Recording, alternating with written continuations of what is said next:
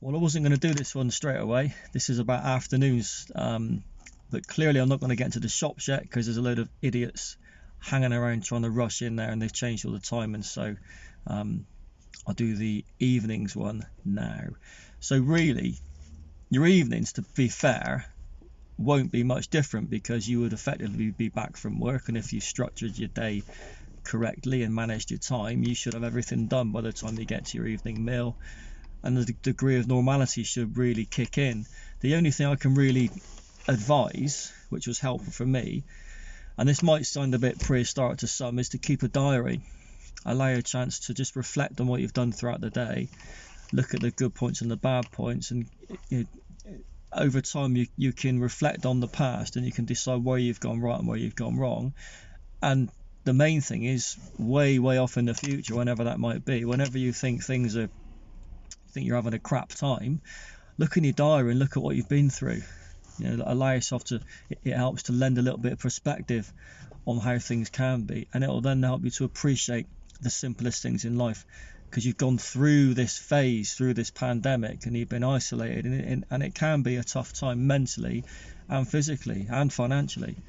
So allow yourself the opportunity to reflect on that. So keeping a diary is a very good way to unravel your thoughts, be honest with it, be private with it. It's yours, something for you to hold on to for the future. And you can put it on your phone, but I think to have a handwritten diary is a good thing to have. I've got 7 years worth of them from my days in prison, and I have looked over them, and it sometimes opens up old wounds, but in other ways it can be quite healing as well.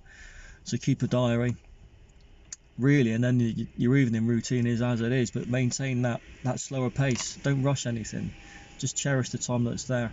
When you go to bed, if you're into your dreams, I'm not going to go into any depth, but when you are confined or restricted on what you can do, if your liberty has been taken away from you, going to bed can be a part of something. It can be an experience. Going to sleep and dreaming is a way for your mind to unravel the day in your subconscious, and your dreams will become potentially a lot more vivid, and you may move on to lucid dreaming, which is something which I'm not going to go into because I don't want people to think I'm strange, because I am.